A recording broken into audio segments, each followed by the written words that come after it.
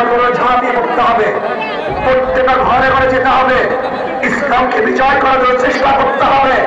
যদি ইনশাআল্লাহ আমরা ঐক্যবদ্ধ থাকি, আমি অনেক আগেই বলে দিয়েছিলাম, আপনারা যদি ঐক্যবদ্ধ থাকেন অবশ্যই অবশ্যই ইনশাআল্লাহ আগামীতে ইসলাম ক্ষমতায় চাপিয়ে যাবে, কোনো সন্দেহ নেই।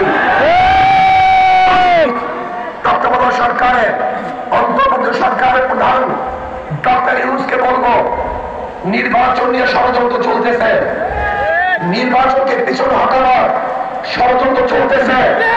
আমি বলবো যথাযথ নির্বাচন দিতে হবে।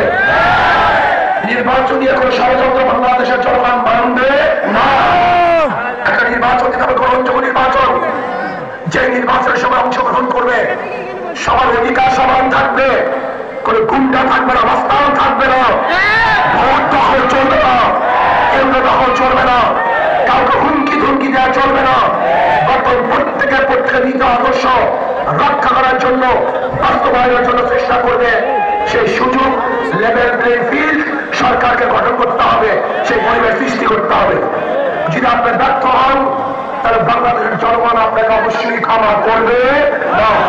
আসুন আমরা সম্মিলিত ভাবে আগামী ইসলাম হুকুমত কায়েম করার জন্য আমাদের যা কিছু আছে সব দিয়ে ঝাঁপিয়ে পড়বো।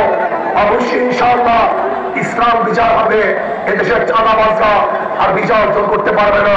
আমার আলাইনা ইল্লাল বালাগ। আসসালামু আলাইকুম ওয়া রাহমাতুল্লাহি ওয়া বারাকাতুহু।